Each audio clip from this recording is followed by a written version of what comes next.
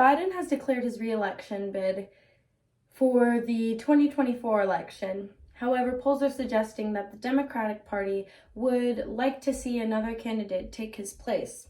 Niall Strange from The Hill on September 29th of 2023 says that 67% of the Democratic Party or Democratic leaning constituents prefer another candidate other than Biden. So if President Biden were to end his bid for re-election, who would take his place as the frontrunner as the Democratic frontrunner in 2024?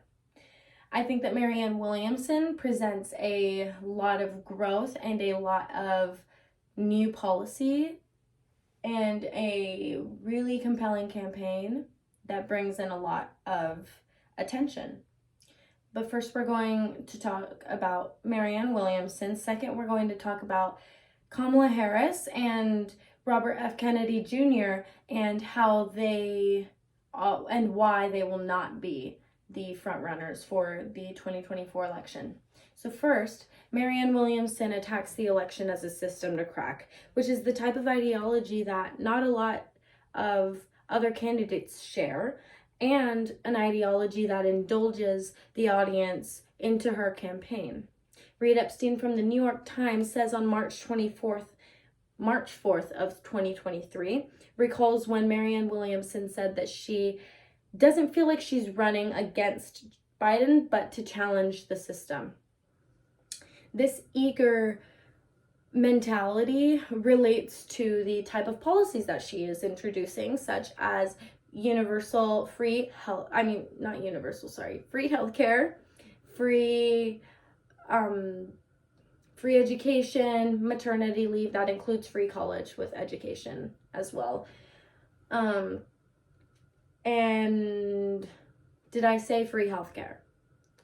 Brittany Gibson from Politico on May 29th states that even if Marianne Williamson is going to be and also ran for the 2024 election, she is polling higher than she did in 2020, hitting 9% in a Fox News poll, which is higher than most of Donald Trump's declared challengers in the GOP primary. So she has a strong campaign against the Republican Party, which would help her case if she were the frontrunner. And she is also proving that she has grown since the last time that she ran for presidency. We're not seeing the same type of growth between Kamala and Robert F. Kennedy Jr. So let's talk about Kamala. Kamala is seen as the automatic alternative to President Biden, seeing as she's the vice president. However, she is not, because her time in office as vice president has not been evidentially good compared to President Biden and other vice presidents in the past. Niall Strange from The Hill on September 29th of 2023 says that Ms. Harris declared in Associated Press and to CBS that she is ready to be president if Biden were to end his bid. So she has extreme confidence going into it. However, she doesn't have evidence backing or supporting her claims.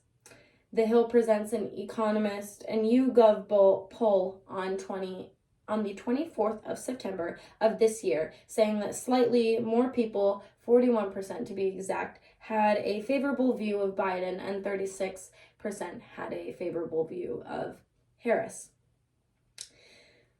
Similarly, when comparing, this analyzes the comparison between Harris and Joe Biden, and considering that she has not performed better than or just as good as President Biden, doesn't give a lot of confidence that she's going to do well in a presidency. Matt Stiles adds from the LA Times on September 26th of this year that Harris's net favorability is over is lower than former Vice President Mike Pence and hits well under the ratings of 3 previous vice presidents. So this is, again, comparing her statistics to her previous vice presidents. She is not performing as well or better.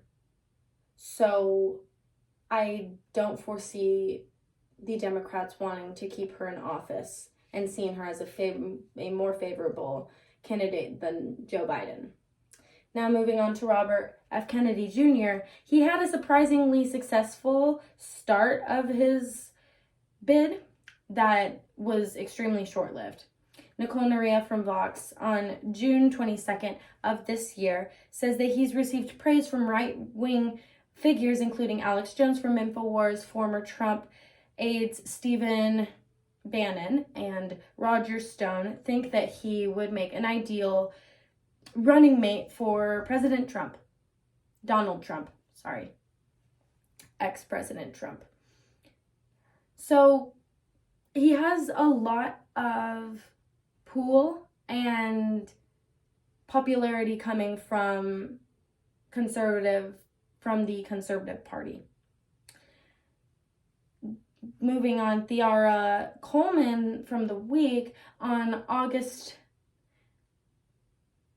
31st says that in response to RFK Jr.'s involvement in controversies, poll numbers amongst Democrats took a plunge as he lost a significant amount of votes in the Democratic Party. So seeing that he's having a huge downfall in Democratic votes and an uproar in Republican votes, he seems to be running in the wrong party. He seems to be attracting the wrong party. So he will also not be the front runner for the Democratic Party in the 2024 election. That brings us to our final constituent, Marianne Williamson, who has introduced extremely big new policies and is very eager to make a lot of change within her government. This eagerness and her campaign is very telling to the fact that she is going to be the front runner for the 2024 election if Biden were to drop his bid. It's clear that Kamala has had a negative experience in vice president position, and RFK Jr. has been mixed up with controversies and affiliated with the wrong party. So therefore, Marianne Williamson is going to be our front runner for the Democratic Party in 2024 if Biden decides to end his re-election. Thank you.